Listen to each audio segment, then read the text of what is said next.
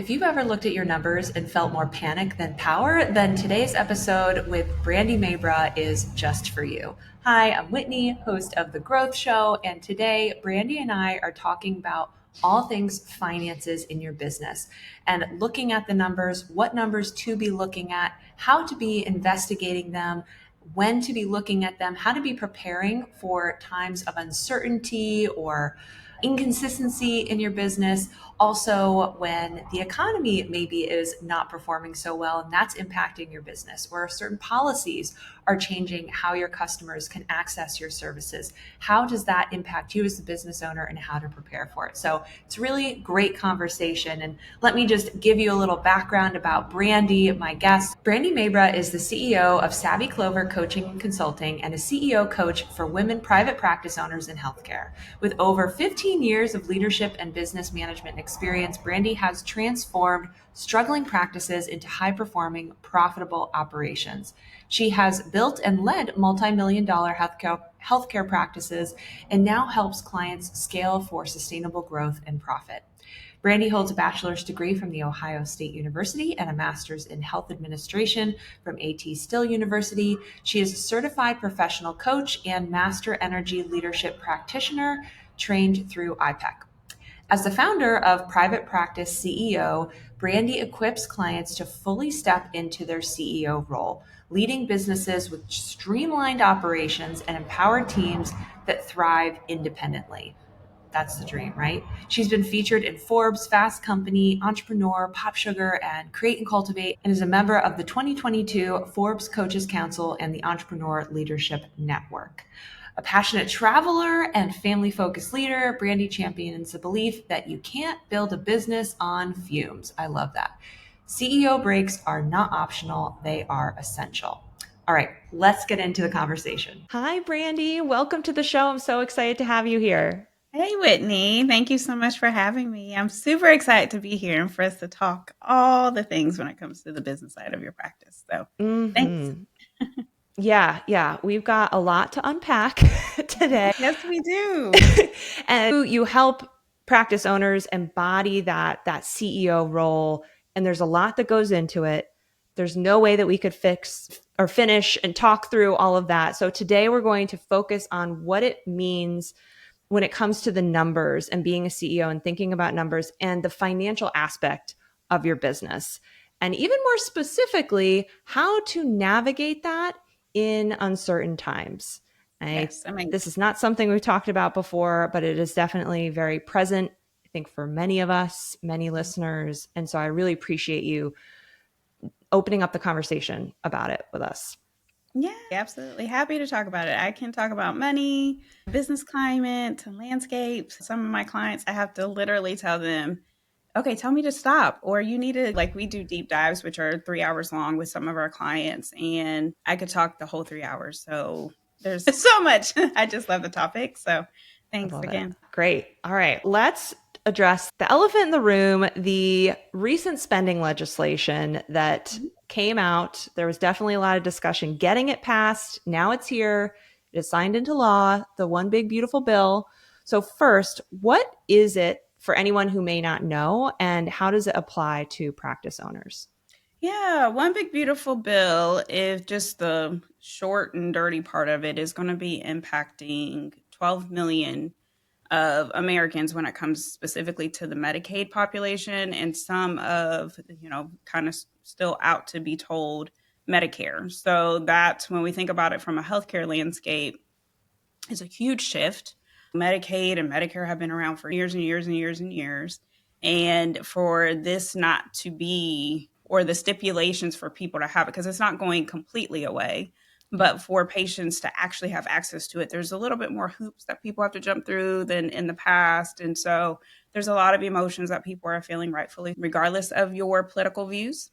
It is like, from a business standpoint, it's something that we definitely have to pay attention to. I always say and tell my clients that you want to be informed and not consumed. And so when you come from a place of being informed, you can make informed decisions and not just be consumed in the doom scroll and my business is going to shut down and we're in this recession. There's so much that happens with the economy from day to day.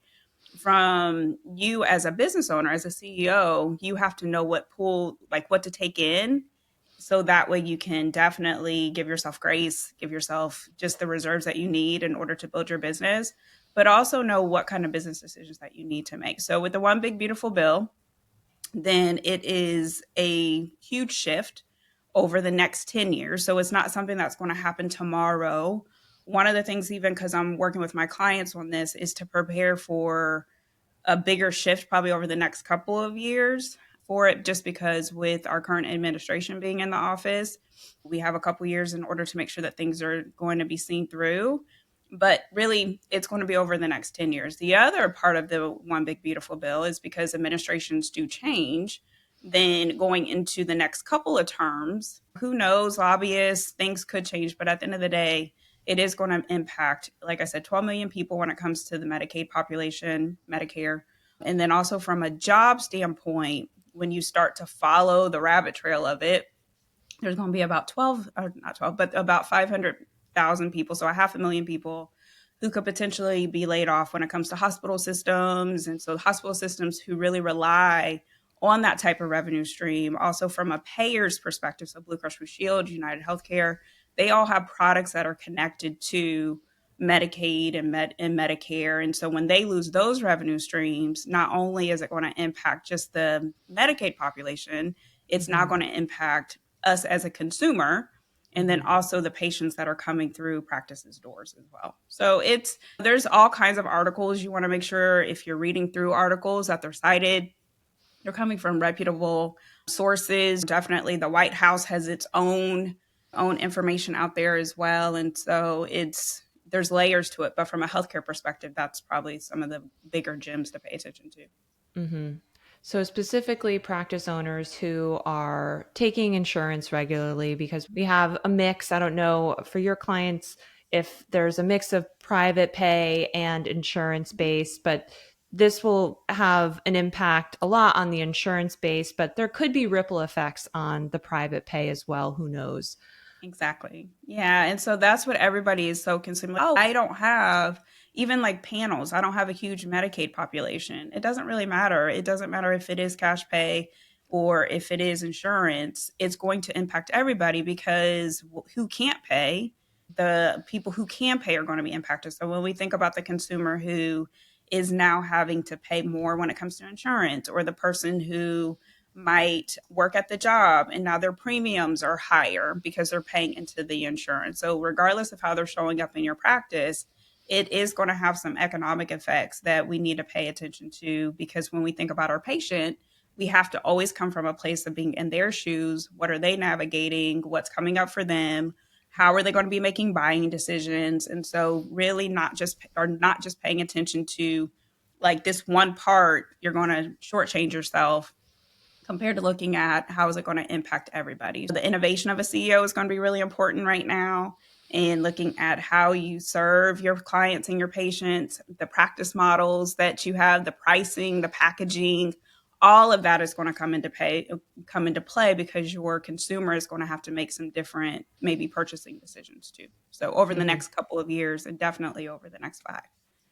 Yeah, we're already seeing the economy changing Mhm. and shifting and people already getting squeezed. And so it's just, unfortunately, that it will be more things happening. And instead of, like you mentioned, being consumed by all of this and saying, oh my gosh, what's going to happen and all of that, we need to come from a place of empowerment, of information, and like you mentioned, innovation as well. What are some of the biggest financial mistakes that practice owners make when there is an economic downturn happening, and how can those be avoided?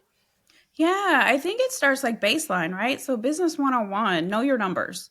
And there's so many emotions. Like my program is called Private Practice CEO. And so for the whole month of July, we were looking at numbers, we're forecasting, knowing how many visits you have, how many people are on your panel, if you're taking insurance, what are your top payers, right? So even going back to the Medicaid conversation, like it's important for you to know your business in an intimate level when it comes to the financial picture, but there's so many emotions that come up. And so sometimes what I see is people think, oh, once I'm making like seven figures, or oh, once I'm making $20,000 a month, then my world will get so much better and then I'm going to pay attention to my numbers. No, if you're not paying attention to your numbers now, having more money in the bank isn't necessarily going to allow for you to pay attention to them then. I work with seven figure practice owners. I have multi seven figure practice owners, and sometimes they shy away from their financials too, Mm, because the more money you make, team gets bigger, expenses get bigger. And so paying attention to where you're at right now and treating it as sacred and being as grateful and getting comfortable with it is definitely the key, not just the business side, but also personally.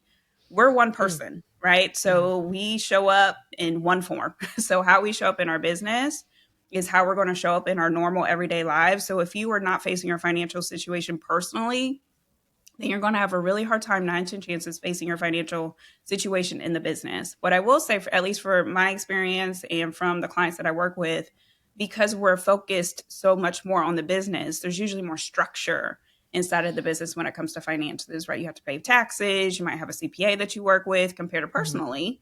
Maybe and there's not necessarily someone holding you accountable over there outside Yeah. of yourself, unless if maybe you have a partner or somebody, Mhm. but you want to pay attention to your habits. You want to pay attention to your mindset. How are you feeling about your money? And just being honest with yourself. So that way you can have a good financial situation in both sides, right? Because one does impact the other.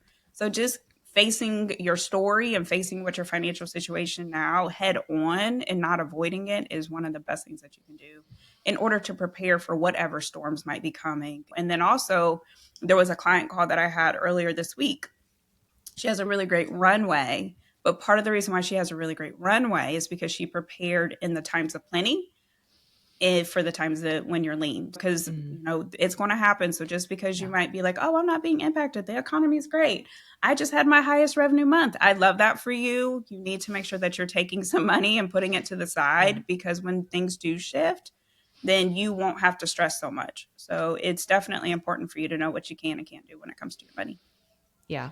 Oh, man, so much gold in there. And I resonate with that so much. I still remember when I was starting my business and working with my coach and talking through my money and Mhm. just bawling, like just Yes. being so uncomfortable talking about it because I also wasn't making a lot of money at that point. So I really just, it really did not feel good to come face to face with the numbers and basically not being where I thought I should be and judging myself so harshly. And, but in the end, not that lack of clarity just doesn't serve you at all. And really, the facts are what help you move forward. And sometimes you uncover facts that make you cry even further, which I have done before. And suddenly I learned that, oh, my profit margins on those services were not as high as I was thinking. And then I beat myself up for that. But then I had that knowledge and then I was able to move forward.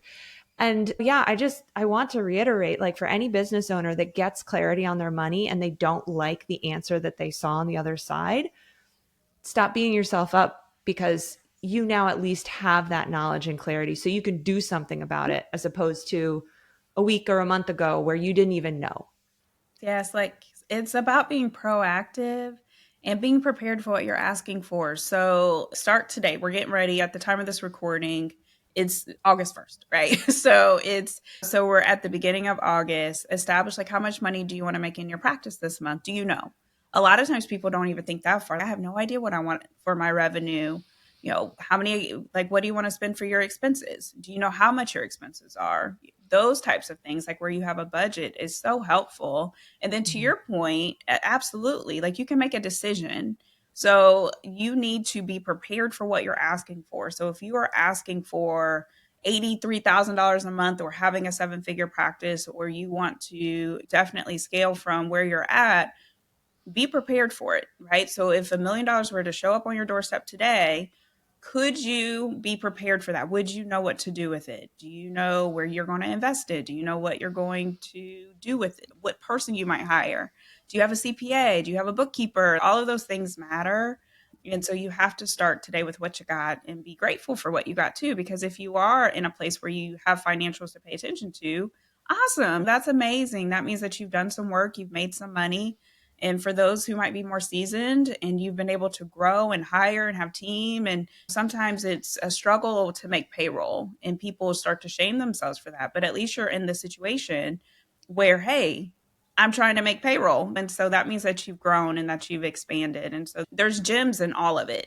And it's definitely going to teach you some lessons too as you get more comfortable with it. Yeah. And just even hearing you talk about it, it's just, this is something that every business owner goes through. And I think Yes. like releasing that shame of that, how could I have made this mistake? How could I have, or I'm not ready to have $1 million in my bank account. Okay. That's still information and knowledge. How can you be prepared for 100K in your bank account? Exactly. How can you be preparing? Because yeah, I've heard people talk about their ad spend for 10 million. To get 10 million in revenue, they're spending a quarter of that in ad spend. And I would not be ready to make, it's okay. Yeah, no, I'm not ready for a $10 million business yet. I don't even have $1 million business. So let's just be exactly clear. But I think that the other thing is that in business, when we're making money, it's just learning to crawl and walk before you run. Like Exactly. You're getting these bumps, you're leveling up each time and you're learning. And if you're thinking that I'm not going to make any money mistakes and I'm just going to coast into 100K year, $1 million year, that's just not how it works. But these learnings are what prepare you for those things down the line. But you have to be open to actually learning and facing these challenging things. It's just Yes. Absolutely. It's so important. It's preparing you for what you want. So that's how but you also need to have the clarity for what you want too. So to your point, not everybody wants 100K in their bank account. Some people are like, I'm good. I'm just trying to create something for myself and to be able to have a job that I just love so much. And to be honest, not everybody wants to be a CEO either. So all of it is okay. But the question that you have to answer is, what do you want? Why are you doing it? And are you prepared for it? And if the answer is yes, great. If the answer is no, then what do you need to do in order to prepare for it? So it's all knowledge, it's all data for you to make decisions too. So I love that. All right. Going back to even what you were talking about, a client and having a lot of runway. So a lot of money that was saved sitting in the wings for those times where there isn't revenue coming in. I'm sure a lot of people are saying that would be really wonderful to have that. So what are some things maybe to expand upon that, or even other things that business owners can do to prepare for those slower seasons or when there are going to be these economic dips before they get into that like scarce emergency mode? Yeah. I think when you're at the beginning stages, there is great methodology when we're thinking about like the profit first method, right? And so this is where the revenue that's coming in, you're just taking a bit of that off of the top first and putting it to the side. The goal would be for you to build that up. So if you need for runway or if you want to give yourself a bonus, I do find as you are making more money and the money starts to become more complex, some of that becomes a little bit more challenging for you to follow like a real typical profit first. So it's more or less like a modified profit first. But either way, whatever revenue is coming in, then taking some of that revenue and put it to the side. What I also find, especially for women and women of color, I'm a Black woman. And so the mindset of, oh, wait a minute, that scarcity sometimes, or just the emotions that we can feel about money. So to take that money to put it to the side, sometimes 10% feels too much. Sometimes 5% feels like it's too much. So you're trying to build a muscle and you want to develop a habit. So even if it's just 1%, 2%, 3%. So there is a profit first for minority business owners. So if you're a minority business owner listening to this, it goes into detail about where you're just, again, building the habit, you're getting used to putting money to the side. And that way, when you get to having more revenue and that saving starts to build, you start to watch it. The other part of it is the discipline. So this is going back to the last conversation of knowing what are your money habits, what are your behaviors, how do you show up when you see money?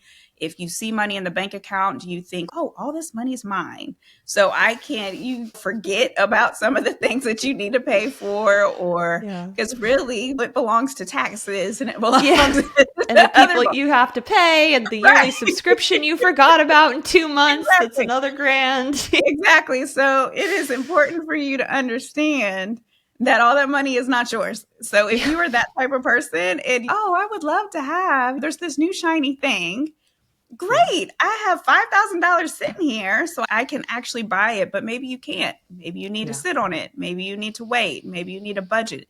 Maybe you need to take the payment plan and maybe pay it off later. So it's really understanding how much money do you need to put away for the rainy day, right? Mhm. And then just exercising the habit, but also having the discipline not to touch it. So if you are a person, and I'll be honest, this is something that I've had to work through because over the years I've made more money. I'm seeing more money in my bank account than what I've ever seen before. And so with that, I know that I'm a person who's, oh, there's this thing, the money's Mhm. sitting there. So for me, I have different buckets. And I also have my rainy day fund in a completely different bank account outside of my business bank account where I do not see it. I forget about Mhm. it and I only pull it when I absolutely have to. The other piece of it is making sure that you are speaking with and getting a really great relationship with your business banker, right? And there's other ways that you can make additional money as you're building up your runway. So I'm a really big fan of like high yield savings accounts. And so that way, as money is sitting there, then it's Mhm. also making money on top of the money too. So that way you can have a bigger runway just in case that rainy day happens to come too. Yeah. So there's again, money, there's so many different things that go into it when it comes to the mindset piece of it, the actions of it, the behaviors that you have, but set yourself up for success. But at the bare bones, put some of it to the side and don't touch it. Mhm. Yeah, it's just such great advice. And for anyone who's not familiar, Profit First, the book from Mike Michalowicz, it's just, yeah, I don't know how long it's been out there. A It's long just, time. Yeah. yeah, and it's still just is so great. And yeah, when I started with Profit First, I did try to set up all those different bank accounts and I was like, oh my gosh, it was rough. And so I used YNAB, You Need a Budget, which kind of allowed you to like on their app move it, but then you can't look at your actual bank balance because yeah, if you look at just that total number, you do Mhm. start thinking, man, I'm good. And but as he talks about, give every dollar a job is, or I think, and so when that money has actually been assigned to all the things that it needs to be used for, then the shiny ball, shiny object syndrome starts going away because you thought you had 5 grand and now actually you only have $200 because Exactly. everything else has been spoken for. And Yes. it changes things. And obviously, I'm sure you and I both agree that investing in yourself and investing in your business is absolutely essential. But Absolutely. we also don't want people investing more than is comfortable for them at wherever they're at and getting stressed by those decisions or just going and throwing money around Mhm. without taking that harder look too of okay, what is the ROI on this? Is this going to be a wise decision? Do I really need it right now? And do I Yeah, actually have the absolutely. money for it? Yes, So, absolutely. Absolutely. 110%. There's two things that money loves. It's purpose and structure. So going back to your point where every dollar needs a description or a purpose, what some of our clients do and what we've had them do is actually write job descriptions for their money and treating their money as a member of their team, right? And so when we think about what is it supposed to do, what are the duties and responsibilities of it, what's the purpose of it, who's supposed to be helping you with that? So is it the CFO? Is it the bookkeeper? Is it the financial planner? All of those things matter, right? Especially as you continue to grow your business. So we had a whole retreat. We were in New York last year, and so our clients sat there and wrote job descriptions for their money in order for them to get some additional clarity for what it needs to do. So that's just getting as comfortable with it as possible. But those are the two things that anytime you say I want to make more money, great, what's the purpose of it and what's the structure that you can put around it to make sure that you're mm-hmm. setting yourself up for success.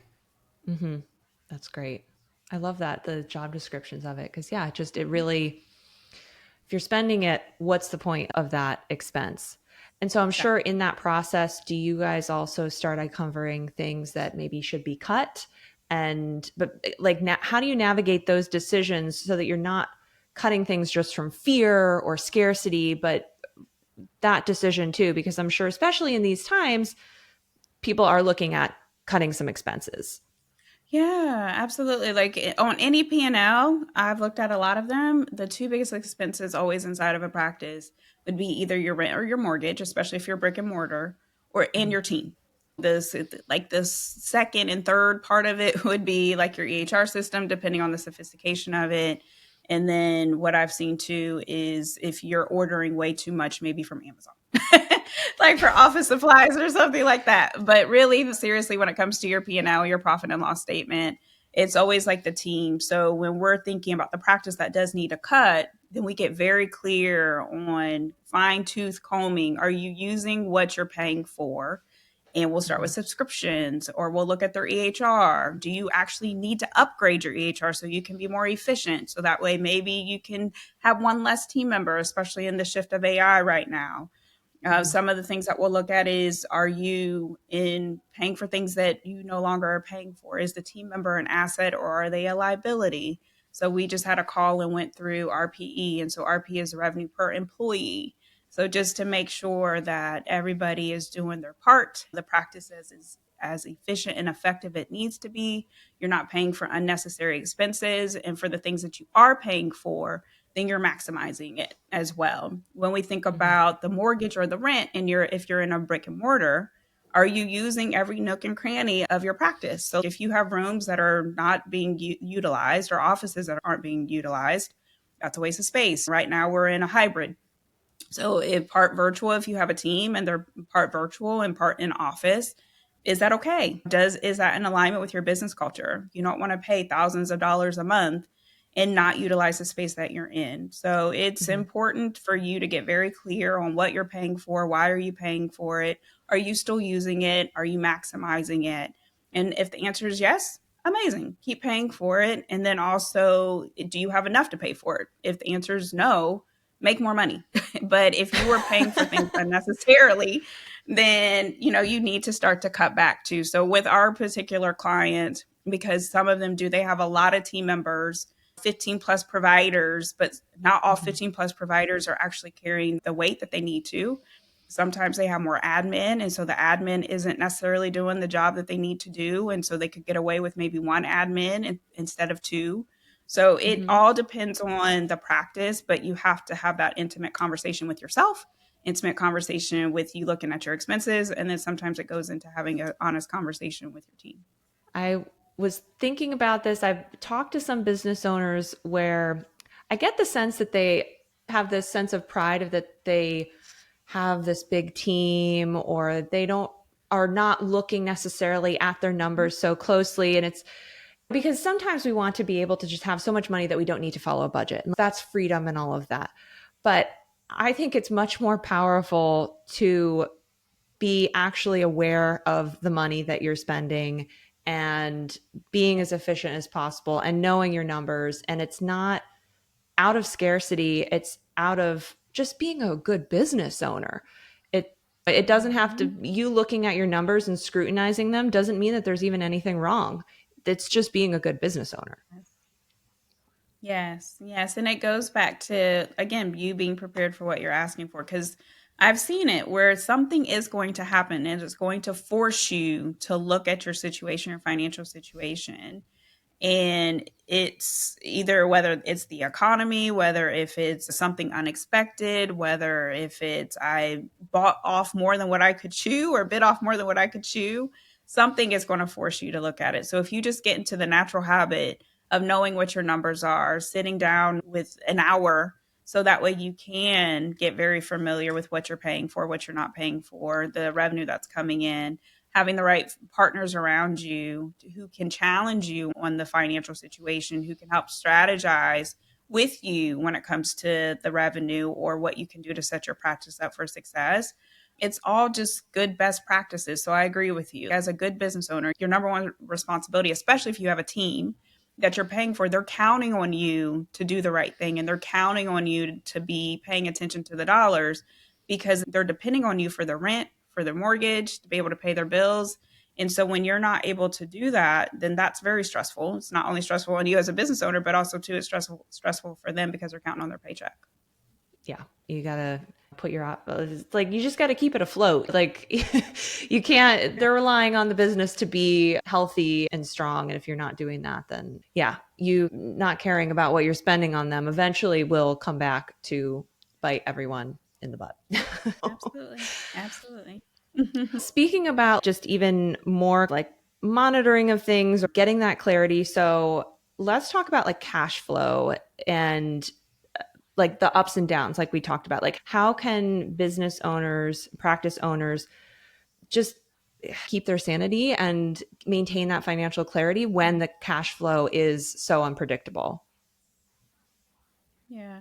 I think your cash flow is shouldn't be actually unpredictable because there's three areas of money I always like to say. So there's the revenue that's coming in, there's the money that's going out for expenses, and then there's the cash flow, right? And so a lot of times people will not, like on paper, will look profitable. And then the number one thing that they'll say is, yeah, I see all this money that should be left over, but it's not my bank account. That means that there's something that's dipping into your cash flow or taking out the cash out of your account. And so when you look at your P&L, there's a whole balance sheet.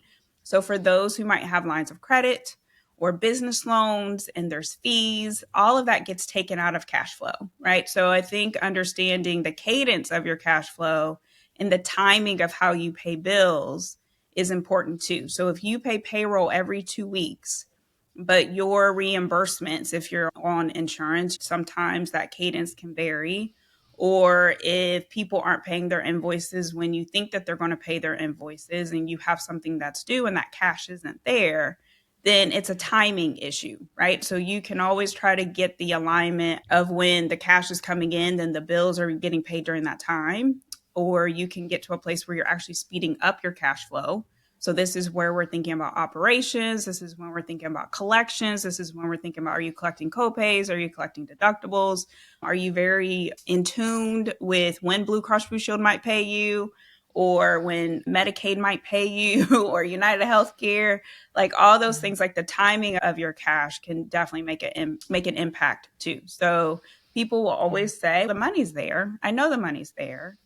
It's coming, but the Yeah. timing's off. And so getting very clear on what is happening with the cash and when it comes to your cash flow will give you more predictability. The other Mm-hmm. piece of it is marketing, right? So from a business perspective, is there enough of a pipeline in order for you to have the consultations that you need, or to have the visits that you need and the clientele that you need in order to keep that cash coming in the door month over month? So Mm-hmm. understanding things from the whole gamut of your revenue cycle, from your patient cycle, starting with marketing, is also Mm-hmm. helpful as well when we're thinking about the predictability of your cash flow. Mm-hmm. And you can elaborate on what I'm going to say, but part of it is looking at how long does it typically take for a lead to turn into a customer, and how far out am I talking with someone? Are they actually becoming a customer, or how long are they a customer for? And then start, and also like the size of your email list and how often you're getting people to become customers from that, and just looking at those different methods and those different timelines to be able to predict at a point, okay, what can I be expecting from, if I have 1,000 people on my email list, what should my expectations be around that? Or I have 4 discovery calls booked this month, what are my expectations around that? So that you can then also start saying, I actually don't have enough then in the pipeline to support the increased revenue goals that I want, or covering the expenses that I currently have. So how can I get ahead of that, as opposed to kind of sitting there not knowing what's going on? Yes, exactly. Like you have to know your money completely, right? So you're like, even when we think about like your P&L, there's top line, there's bottom line, and then there's everything that's happening in the middle. And so it's usually the things that are happening in the middle that can mess up your cash flow. But when we think about top line, that's everything, that's the income that's coming in. It's all the activity that's happened in order to bring in that revenue. So if you are marketing, if you're having consistent conversations, if you're at networking events, if you're hosting workshops, if you're speaking, if you're on podcasts, if you're getting more visibility for your practice, then you should see leads coming into your practice on a consistent basis. If you Mm-hmm. take a pause and then you pick it back up, then there will probably be a dry spell. And a lot of times this is where people will say, I went and talked to someone, but nothing's happened. And so the consistency has to be there. For what you're saying is, how long does it take from the time of the conversion how Mm-hmm. fast the conversion can happen. And that's going to be different for every single practice. So if you Mm-hmm. are one where it's insurance, that might be a little bit easier because someone can pull out their insurance card, or they can maybe pay for it more easily with the HSA or FSA, compared to if you have a four-figure package that somebody might need, that someone could buy. That's Mm-hmm. going to be a different thought process too. So understanding your buyer, and even going back to the previous conversation of stepping into their shoes and understanding their buyer behavior, understanding what they need to see in order to convert, how many touch points that they need to have before they convert, how well are you Mm-hmm. engaging them? So if you have an email newsletter, are you emailing them on a consistent basis? Do people know Mm-hmm. about your services? Are you staying top of mind? And if you're checking all those boxes, then naturally your pipeline will fill. The other part for me is I'm a big fan of waitlists. Sometimes people are like, oh, no, I don't want to be on a waitlist. I love a good waitlist because that means Mm-hmm. that there is the predictability that you need. So if somebody does end up cycling out, they've done a really great job, or maybe their situation changes, it's more or less who's up next. And I think in today's economy, you need a pipeline. Like, you want to have a wait list. It's better to have a wait list compared to having to go out. Oh, I have a spot that's now available, and now I have to go out and do all this Yeah. activity, or I've hired a new provider and now I have Mm-hmm. to wait 90 days for them to ramp up in order for us to even see the Mm-hmm. reimbursement for their services, or to see the payments for their services, compared to when we think about $10,000 task as a CEO. It's really those visibility tasks that you're doing, right? It's Yeah. building the relationships, it's building the partnerships, it's making sure that the branding is on point when it comes to the practice. You're out in the community, you're definitely gaining more exposure, so that way you can bring the business back to your practice and bring the business back to your providers. And that makes things so much easier when we're thinking about the revenue.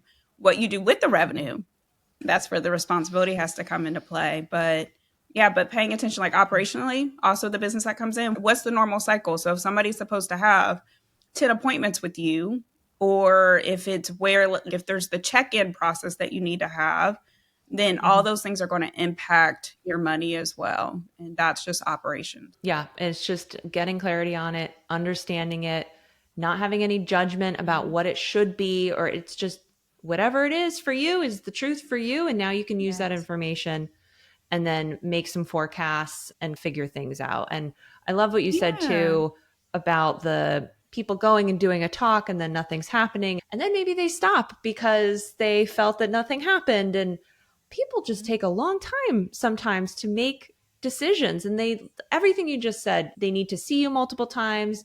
You need to be front of mind, especially a larger package, or maybe there's so many different customers and so many different ways that they're making the decision of who they're going to work with and all of that. And so I think it's one of those things where you can't give up. You can be testing, you can try things out, but at least give something a shot for a couple of months to see how it plays out, because it does take some time for these things to really work their way through. And yeah, if you're really busy and you're like, okay, well, I'm just going to stop marketing now because all my spots are full. So no, don't do that. Have the wait Yeah. list, keep your marketing efforts going, because yeah, things might happen. We're talking right now about unpredictable times.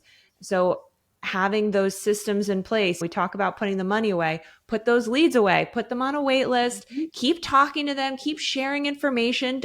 You don't have to like completely neglect them or anything. Have them on your email list and keep them updated about when you might be opening spots again or something like that, and make them Yes. feel like you really want to work with them. It's just you're a little busy right now. And you are just Yeah. planting those seeds for that consistency that I just know every business owner just craves. They would just love Yes, it. absolutely. And as an entrepreneur, it's gold, right? So it Mm-hmm. is pure gold. So I think even when you have a booked schedule, especially for those who might be in the beginner stages of business, or maybe you're solo right now, and in that you need to have time blocked out where you're still consistently doing marketing, because that's what I hear. I don't have time to do the Yeah. email newsletter, or I don't have time to go talk to somebody. Just like any other appointment that's on your schedule, you have to block out that time, because if not, then you'll find yourself so much in the weeds, it'll cost you money. So if you need a good admin to help you with those things, to do research in order to speed you up, then that's powerful. But making the time to actually have those conversations or to do those $10,000 tasks is priceless. For the more advanced owners who have other providers on their team, then I'm going to tell you that you still need to make the time as well. Because sometimes when you have team members and you get that time back, then you don't utilize it the way that you need to, right? And so now it becomes a rat race to try to keep your provider schedules filled. Also making sure that as you're hiring providers that they understand, and clinicians and everything, that they understand that they have a responsibility to help keep their schedules filled as well, because it's more or less, it's a relationship, right? So when we think about nutrition, those are intimate conversations. Those are things where they're talking about their insecurities when it comes to their body, or how they're feeling about themselves with how they're eating or how they're showing up or how they're not showing up for themselves, like all of that. So the relationship building is priceless and everybody has to be on board. But as the CEO, then you have to make sure that you're making those times. So when you're blocking it in the early days, you're setting yourself up for the later days in order for you to have the pipeline that you need at all stages of business growth. So I never get impressed when somebody says, "Oh, I have 50 providers." Great. Tell me how full their schedules are, because that's going to let me know how well your practice runs. And if they're not filled, then something's missing when it comes to your practice. Yeah, that's just making that time. That is such a great point. And I think for providers, when they're starting out, to entrepreneurs, it's great. You fill your schedule with clients, but then you don't have that time. And then if you say, I am not going to make enough money if I don't fill it with these people, we could probably have a whole nother conversation about pricing, and we won't today. But then you need to be looking about, okay, don't price yourself thinking that you're going to work 40 hours a week seeing clients. You need to leave some extra space for you to be able to have that free time for the marketing and the sales. That is part of your job always and forever. Yes, absolutely. And also to give yourself 90 days. So even to go back to, I've done the one thing and now I'm done. Do the one thing for 90 days, right? So don't just, it's not a one and done. Do the same activity. And then if it's not working out when you get to day 90, then pivot. Because a lot of times, especially in today's times, like it takes time to build the relationship. It takes time for people to actually take notice for the work that you're doing. So you have to give yourself grace with that. One final question for you before we wrap up and share with people how they can actually learn from you more in a couple weeks. For folks that are leading either just their own business or a team, and it is feeling uncertain right now and feeling rocky, any advice you have for how to still show up confidently and lead from a place of security, even if they're internally feeling, I don't know what's going to happen next? Yeah, give yourself what you need, especially in today's time. I'm trying to incorporate more rest for myself. I'm trying to make sure I'm paying attention to what I'm reading. I'm trying to make sure I'm turning off my phone, not paying, again, being informed and not consumed. And that goes back to your CEO pillar. So, what do you need as a person? Paying attention to your energy. Sometimes the answer is not to push through, right? And so you want to be tenacious. You want to have the audacity to continue to show up. But also, if you're pulling from an empty cup, that's not going to serve anybody. So you want to make sure that you're putting a system in place that just naturally feeds your soul. So for me, I know I have baked self-care into my schedule. So I get my hair done once a week. I get my nails done once a month. I make sure that I am doing the best I can to when it comes to working out and taking care of my body. But it's not about perfection. It's about listening to yourself. Sometimes I just need a good nap. Sometimes I want to watch the Netflix show. And so it's just giving yourself what you need, because right now things are hard. Things do feel it's a different time. It really is. And so you have to listen to your body more now than ever. And so do what you would tell your clients to do. That's the number one thing. So like true. You're going to tell you, yes, do what you're going to tell your clients to do, because as healthcare professionals, we often will say, do as I say and not as I do. But especially as an entrepreneur, it's treat yourself like an athlete. You have to pay attention to yourself. Yeah, I love that. Thank you for that advice. So this has been wonderful, Brandy. I'm sure a lot of people got a lot out of our conversation today, and you have an event coming up for people to learn more about all of this. So can you share about that a little bit more? Yes, absolutely. So if you're listening to this and you're like, I need help, then I got you. So I am actually hosting a 5-day event where it's called the Private Practice CEO Lunch and Learn. So, over the 5 days, we're going to talk about real business based on real business principles and leadership principles. So, it's not fluff, but we'll talk about operations, we'll talk about money, we'll talk about high performing teams. And so, the goal is to help you get out of the weeds of your practice, get more time back on your calendar, and definitely make more money, even in today's economy, because it is possible. We have one of our clients just retired her husband. And we have clients who are increasing their profit year over year, who are doing really well. And so inside of that, we'll go through what my signature formula is, which is called the Freedom Formula, and how you can implement that in your practice today. So it's happening August 25th through August 29th. There is 2 ways that you can join. You can come for the training, or you can actually work with me during that week as well. So there, we'll make sure you have the show links and all the stuff, but definitely come hang out with me for 5 days. I would love to have you and for you to definitely own your CEO status. I love it. Yeah, I was looking at the agenda and it just looks amazing. And I would say, even if someone Thanks. is just starting out, I think this would still be very, or in their early stages, all of Yeah. that, just to see what's possible and be inspired. And then, of course, anyone who is going through it right now, I think it will be just extremely valuable. Absolutely. So thank you so Yeah. much for sharing. And yeah, so they can find all the information at savvyclover.com. So SAVVYCLOVER.com. And it's forward slash, oh goodness. What is it? PPLC, PPCLL.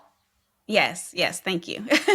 Yep. We'll have it in the show notes too. But yeah, savvyclover.com/PPC as in Clover LL. Thank you. Yeah, absolutely. Thank you so much for your time and everything that you shared today. It's just very inspiring and lots of really great nuggets and business advice, as well as just, I think, a lot of permission to take care of ourselves and just do the thing. We're all in it together. So thank you. Absolutely. No, thank you, Whitney, for having me. This was fun. A huge thanks to Brandy for coming on today's episode and for that great conversation about stepping into your CEO role, especially when it comes to your finances and really preparing your business, not just for growth now, but growth in the future and weathering all kinds of economies, all kinds of situations. So very empowering. Really loved that conversation. So you can learn more about Brandy's private practice CEO Lunch and Learn series at the links in the show notes. That event is coming up very soon. It's one we talked about at the end of our conversation. It sounds really valuable. So whether you are a new CEO or you've been at it for a while, I think it's really going to be valuable. Now, if you are feeling like I'm really not quite ready to step into that CEO role yet, I get it. Maybe you're feeling like you need a little bit more confidence about who you're serving and what you're going to be offering in your business, then I have just the thing. I will be sharing more details about it next week and to our email list. So if you're not on our email list, just go to whitneybateson.com/pod newsletter so you don't miss a thing. That link is also in the show notes. So lots of good stuff for you to check out and keep growing and learning, both with Brandy and with myself. And I thank you so much for listening. If you found that this episode is helpful, make sure you share it with a colleague, give it a rating. That really means a lot and helps us reach more people and more listeners. So thanks, and I'll see you in the next episode.